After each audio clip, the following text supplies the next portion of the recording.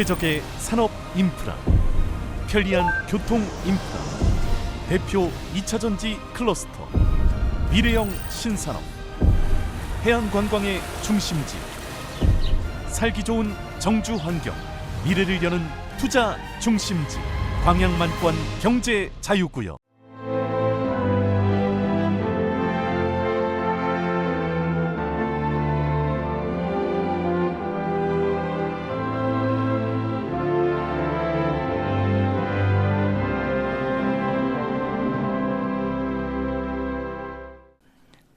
(1945년 8월 15일) 우리 귀가 따갑도록 듣는 날이잖아요. 일본이 연합군에게 무조건 항복함으로 우리는 해방을 맛봤습니다. 이렇게 해방을 맛본 지 어느덧 올해로 82주년입니다. 자, 이쯤에 지금 우리 대한민국의 현실을 딱 들여다보면 진정한 해방을 맛보고 있느냐, 그렇게 물으면 물음표를 딱 찍을 수밖에 없는 현실입니다. 그리고 지금 정부에서 두 나라 주권을 인정하자, 그래서 저쪽도 우리를 대한민국이라고 그러고 우리를 저쪽에를 정식적인 국호를 얘기하잖아요. 여러분, 제가 이 설교를 준비하면서 대한민국이라는 국호가 제일 먼저 쓰여질 때가 언젠가 그걸 추적하고 있습니다. 우리는 임시정부 시절 때부터 사실은 조선이라는 왕국이 무너지고 그리고 일본에 의해서 침략을 받고 해방됐으면 다시 조선이라는 나라가 회복되어지는 게 맞는 거예요. 그런데 일본이 이 나라를 침략했을 때 이 나라 해방을 위해서 부르짖는 임시정부가 세워졌거든요. 그때 조선이라는 단어를 쓰지 않고 대한민국이라는 국호를 써서 그게 이제 우리나라의 국호가 된 줄로 믿습니다. 수많은 문제, 수많은 눌림, 오늘 이 시대 2026년에 우리가 바라는 것은 강복을 뛰어넘어서 해방의 기쁨을 맛보는 그 은혜가 여러분의 삶에, 우리 교회에, 이 민족에 임하게 되기를 주의 이름으로 축원합니다. 우리 주님께서 이 땅에 오신 목적, 오늘 본문에서 다음같이 말씀합니다. 주의 성령이 내게 임하셨으니 이는 첫 번째 뭐라고요? 가난한 자에게 복음을. 자, 해방을 맛보는 첫 번째 비결이 뭐냐? 복음이 임해야 되는 거예요. 복음. 여러분 한번 생각해 보세요. 여러분의 가정에 복음이 없었다면, 제가 처음 목회하면서 또 한 번 얘기하지만 귀신이 사로잡힌 자를 만나게 됐어요. 그의 가정에 갔더니 여러분, 가정에 들보가 이렇게 보이는 집이었습니다. 근데 들보 위에 신주단지가 있었어요. 신주단지가 뭔지 모르시죠? 새카만 항아리에다가 쌀을 넣고 그 쌀 속에다 신이를 이렇게 넣고 덮어서 그 신주단지가 있어요. 딱 들어가니까 그게 눈에 들어오더라고요. 그 아들 한양대학 법대 다니다가 지금은 조울병이라고 그러잖아요. 그걸로 인해서 고통당하고 있을 때 찾아가 보니까 그게 있어요. 그걸 제가 저거 없애야 됩니다. 그랬더니 할아버지인데 벌벌 떨어요. 저것을 건들면 우리 집안이 요절납니다. 아니요, 괜찮아요. 제가 책임질게요. 겁 없이 제가 가지고 나와서 그를 깨트려서 버렸어요. 그냥 그것만 있는가 했더니 기도하고 예배를 드리고 또 그들을 위해서 안수하고 기도하고 예배를 드리고 그러는데 그 집에 곳곳에 부적이 붙여 있는 거예요. 부적을 띄어내기 시작했는데 아마 10몇 개의 부적을 띄어넣는 것 같아요. 옷 거는데도 부적이 있고요. 그 다음에 주방에도 부적이 있고요. 그 가정에 복음을 전하고 그 할아버지가 집사님이 되고 그 가정에 복음의 씨앗이 떨어져요. 가난한 자에게 복음을 전하게 하고, 두 번째, 내게 기름을 부으시고 성령으로 충만케 하고 나를 보내사, 여러분은 왕같은 제사장이요, 여러분을 보내사 포로된 자에게 자유를, 눈먼 자에게 다시 보게 함을 전파하여, 이게 복음의 내용이에요. 예? 눌린 자를 자유케 주의 은혜의 해를 전파하게 하려 하십니다 하였더라.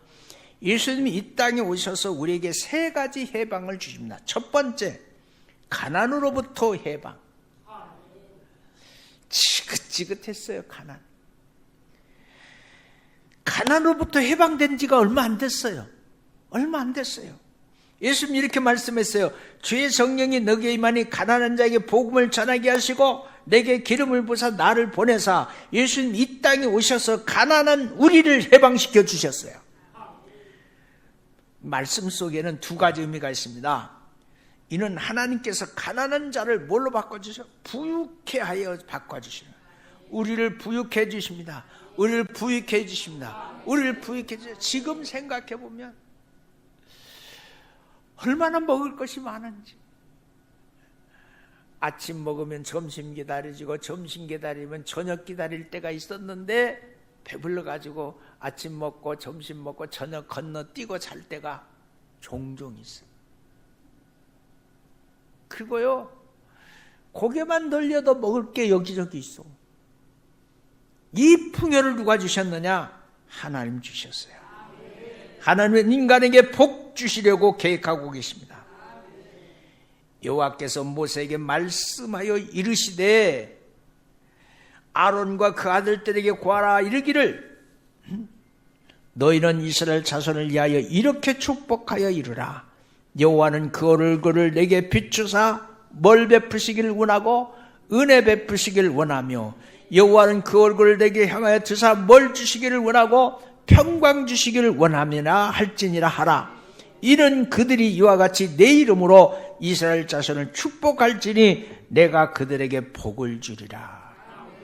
주의 종은 축복을 빌고 하나님은 그 축복에 비는 기도를 들으시고 그 상대에게, 그 성도에게 필요한 대로 하나님 채워주시는 은혜가 있는 줄로 믿습니다. 하나님의 뜻은, 아멘하세요. 크게 아멘하세요. 축복입니다. 하나님의 뜻은 뭐라고요? 축복입니다. 축복. 하나님이 인간을 창조하시고 제일 먼저 선포한 것도 축복입니다. 창세기 2장 27절부터 28절까지 하나님이 자기 형상, 하나님의 형상대로 사람을 창조하시되 남자와 여자를 창조하시고 하나님이 그들에게 복을 주시며 그들에게 생육하고 번성하여 땅에 충만하며 땅을 정복하고 바다의 고기와 공중의 새들을, 땅에 움직이는 모든 생물을 다스리라. 생육하고 있습니다. 번성하고 있습니다. 성령 충만해야 됩니다. 땅을 정복하라, 다스리라. 정복과 다스림을 빼앗겨버렸습니다. 범죄한 이후에 온 인류가 홍수로 다 망했습니다. 노아의 가정만 남았습니다. 이때 하나님께서 노아에게 주신 말씀도 축복입니다. 창세기 9장 1절, 하나님이 노아와 그 아들들에게 복을 주시며 그들에게 이르시되 생육하고 번성해서 땅에 충만해라. 아브라함은 메시아의 첫 조상으로 선택하신 하나님께서 선택하자마자 이렇게 말씀하셨습니다. 창세기 12장 2절, 내가 너로 큰 민족을 이루고 너에게 복을 주어 내 이름을 창대케 하리니 너는 복의 근원이 될지니라. 우리 옆 사람 한번 축복합니다. 당신은 복의 근원이 될 겁니다. 시작. 그리고 절 보세요. 여러분이 복의 근원이 돼서 복의 근원이라는 사실만 세상 사람들이 알면 여러분 곁에는 수백 명의 수천 명의 사람들이 있을 겁니다. 복 받으려고. 하나님께서 이삭에게 나타나서 처음 하신 말씀도 축복입니다. 이 땅에 유하면 내가 너희와 함께 있어 너에게 복을 주시고 내가 이 모든 땅을 너와 내 자손에게 주리라. 창세기 26장 3절. 모든 땅을 너와 내 자손에게 주리라. 이같이 하나님께서 사람을 선택하시고 꼭 복을 약속하십니다. 그런데 인간이 복되게 살지 못하는 것은 하나님의 책임이 아니라 인간의 책임이에요. 하나님의 뜻은 사람들에게 복을 주셨기 때문에 예수님이 이 땅을 보내주신 가운데 가난으로부터 해방시켜 주십니다. 여러분, 우리는 불과 몇 년 전에 먹을 게 없어서 굶어서 며칠 굶으면 얼굴이 노래집니다. 그리고 며칠 더 굶으면 눈이 노래집니다.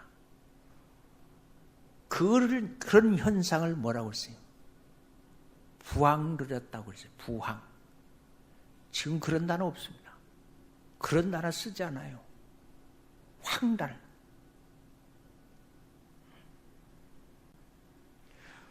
우리 아버지는 하나님을 믿고 따르는 이에게 모든 것을 그저 주시는 사랑의 아버지입니다. 그러나 우리가 한 걸음 더 깊이 들어가서 이 말씀을 생각해 보면 가난으로부터 해방시켜 주시는 것은 예수님의 말씀은 부유케 만들어 주시겠다는 말씀 이상입니다. 여기서 부유케 하면 여러분은 물질을 생각하는데 물질을 뛰어넘어서 부유케 하면 자유인 줄로 믿습니다. 자유. 나는 자유인이다. 그래서 내가 가고 싶은 곳 가고 내가 먹고 싶은 거 먹고 내가 하고 싶은 말 하고 하나님이 내게 자유. 사방팔방 사지가 움직이는 것 자유의 자유. 자유가 축복이라는 걸 기억하시길 바라요.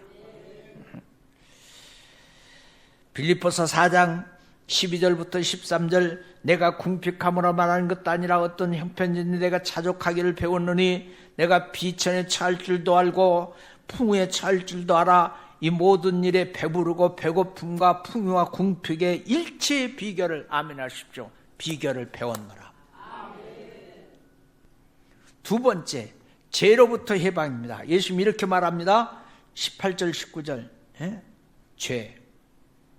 죄 성령이 내게 임하니 가난한 자에게 복음 전하려 함하시고 내게 기름을 부사 나를 보내사 포로된 자에게 자유를 눈먼 자에게 다시 보게 하림을 전파하며 여기서 포로된 자에게 자유라는 말씀은 마귀로부터 해방을 의미합니다. 에덴 동산 이후에 마귀는 모든 사람을 포로로 잡고 있는 존재입니다. 그런데 가장 큰 포로 수단이 뭐냐면 두 가지입니다. 질병과 죄입니다. 여러분 몸이 아프면 만사가 올 수도 없어요. 몸이 아프면 만사가 올 수도 없고 그렇잖아요. 뭐가 움직입니까? 마귀는 우리에게 병을 주어서 죄를 짓게 하는 겁니다. 하나님은 하나님의 자녀들이 모두 건강하게 살기를 바랍니다. 하나님은 하나님의 자녀들이 건강하게 살기를 원합니다. 오늘 이 시간 하나님이 건강을 잃어버린 자에게 건강을 선물로 주시기를 소원합니다. 그러기에 하나님은 예수님을 이 땅에 보내서 병든 자로부터 해방시켜 주십니다. 하나님의 뜻은 복이지 저주가 아니고 하나님의 뜻은 건강이지 질병이 아니고 그래서 요한은 성도들에게 하나님의 뜻을 이렇게 말합니다. 요한 3서 2절 사랑하는 자여 내 영혼이 잘됨같이 너가 범사가 잘되고 간건하기를 내가 간구하노라. 예수님은 병으로부터 우리를 해방시켜 주시기 위해서 이 땅에 오셨습니다. 예수님은 이 땅에서 사시는 동안 죄를 짓지 않으셨습니다. 죄와 싸워서 이기셨습니다. 죄에게 지배당한 적이 없습니다. 죄 없이 오셔서 죄 없이 사다가 다른 이의 죄를 짊어지고 죽으셨기에 우리를 죄에서 해방시켜 주실 줄로 믿습니다. 마귀는 죄를 통해서 우리를 누르고 우리를 짓밟지만 죄로부터 자유를 뺏어버리지만 예수님은 우리를 죄에서 자유를 얻게 하시는 놀라운 은혜가 있는 줄로 믿습니다.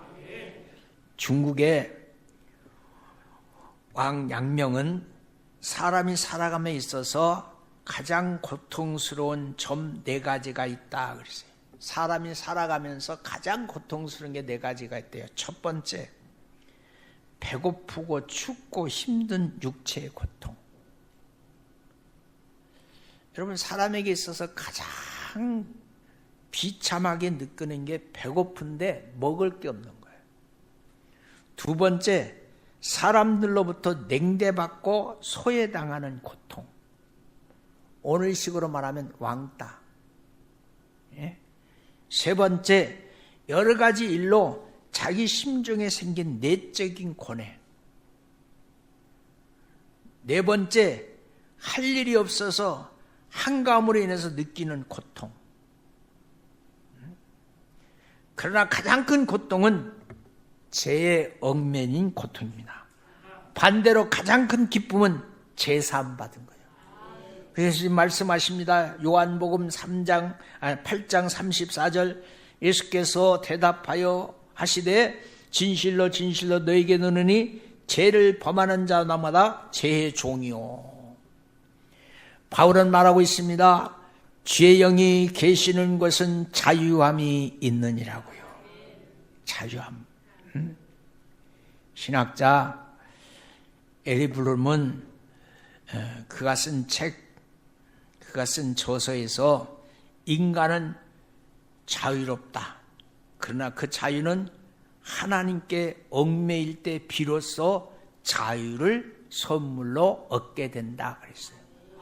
하나님 주신 게 뭐예요? 자유예요. 세 번째, 사망으로부터 해방. 예수님께서 우리를 해방시키는 것 가운데 가장 놀라운 해방은 사망으로부터 해방입니다. 죽음으로부터 해방입니다. 바울은 말합니다. 히브리서 2장 14절부터 15절, 자녀들아 혈육에 함께 속하였으니 그도 또한 한 모양으로 혈육에 함께 속하였음은 사망으로 말미암아 사망의 세력에 잡힌 자 곧 마귀를 없이 하시며 또 죽기를 무사함으로 일생에 매여 종노라라는 모든 자들을 놓아주려 하심이니라. 마귀에게 붙들려서 죽기를 무서워하며 마귀의 종노로 타는 이들을 놓아줘. 예수님이 오셨다. 바울은 말해요. 얼마 전에 제가 이런 기사를 봤습니다. 한 40대 여인이 운동을 하고 집으로 돌아가는 길에 육교 밑에서 까치 새끼 한 마리를 봤습니다. 너무나 불쌍했어요. 그래서 그 까치 새끼를 포획해서 집으로 가지고 갔어요. 집에 가서 그 까치 새끼를 이제 잘 돌봤습니다. 그리고 SNS에 자기 그것을 자랑했어요. 내가 까치를 이렇게 주워 이렇게 해서 집에 와서 이렇게 했는데 까치가 이만큼 컸습니다. 그랬더니 누군가가 동물 학대로 신고했습니다. 벌금 나왔어요. 80만 원. 여러분, 벌금 나왔다니까요. 그리고 한번 우리를 돌이켜봤어요. 저는 어릴 때요, 수없이 새들의 새끼 집에 있다가 집에다 길다가 죽고 버리고, 지금 말하면 그렇게 되는 거예요. 지금 우리가 알고 살고 있는 세상에 무엇이 진짜인지 모르겠어요. 헬시트론에 넣인 그 한 여인이 애국인과 결혼해서 사는 가정이 있습니다. 그 가정에 조그마한 애견이 있습니다. 근데 그 애견이 아팠어요. 그 애견이 아파서 치료하는 비용이 1,000몇십만 원 들어갔어요. 너무 고통스럽다고 올렸더라고요. 난 물어보고 싶어요. 그가 부모가 아파도 그렇게 몇 천만 원을 들여서 치료할까?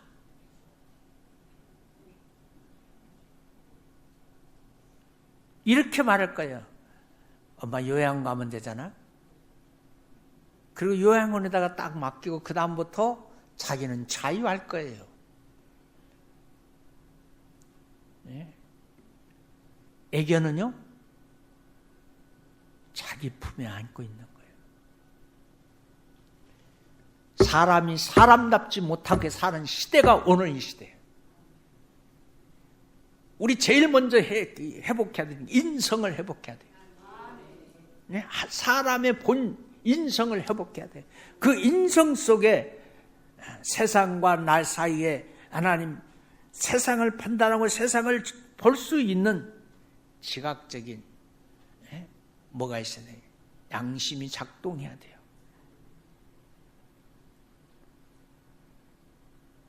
우리 모두가 다 하나님 앞에서 승리하는 성도들의 삶이 되시기를 주님의 이름으로 축원합니다. 사망에서 해방되는 당당하게 말합니다. 엘리암 엘보푸스는 죽음에서 성도들에게 이렇게 말합니다. 천국에 대한 애착심이 너무 많기 때문에 너희는 유감없이 버리고 갈 수 있다. 너희를 더 사랑하는 것이 아니라 하나님을 더 사랑하기 때문이라고 말했습니다. 결론을 내립니다. 모든 동물들에게 가장 귀한 것이 하나씩 있습니다. 코끼리에게는 상아가 유명하죠. 양에게는 털이 중요합니다. 물개에게는 해구신, 곰에게는 쓸개. 제 중국에 간 적이 있는데 대한민국 사람들이 중국 여행을 처음 시작했을 때 중국의 여행사들이 대한민국 사람들을 상대로 해서 만든 상품 중에 상품이 뭐냐면 곰 농장 방문하는 거였습니다. 내가 할게요. 여기다 빨대를 꽂아가지고요. 쭉 빨았어요. 뭐가 올라갈게요? 그런 게 있었어요. 호랑이에게는 가죽이 귀합니다. 그럼 사람이라는 동물, 나에게 무엇이 중요합니까? 나에게 중요한 것은 납니다.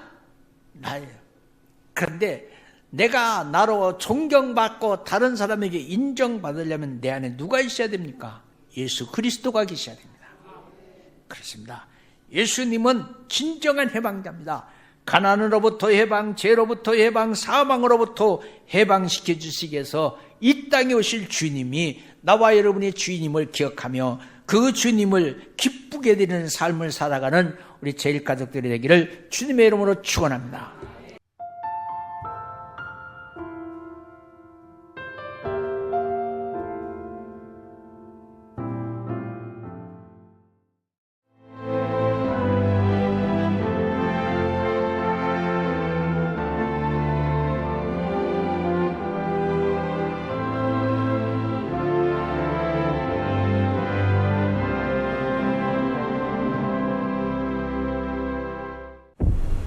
최적의 산업 인프라, 편리한 교통 인프라, 대표 2차전지 클러스터, 미래형 신산업, 해안관광의 중심지, 살기 좋은 정주 환경, 미래를 여는 투자 중심지, 광양만권 경제 자유구역. 섬과 바다가 어우러져 미래를 만드는 도시 여수에서 2026 여수세계 섬박람회가 열립니다. 여수시 돌산읍 진모지구와 개도, 금오도 일원에서 9월 5일부터 2달간 진행되는 이번 행사에 앞서 세계적인 소프라노 조수미 국제무대 데뷔 40주년 공연이 여수엑스포 컨벤션 센터에서 함께 열려 의미를 더합니다. 섬과 바다, 인간이 어울려 여수에서 세계로 나아가는 이번 2026 여수세계 선박람회 여러분을 초대합니다.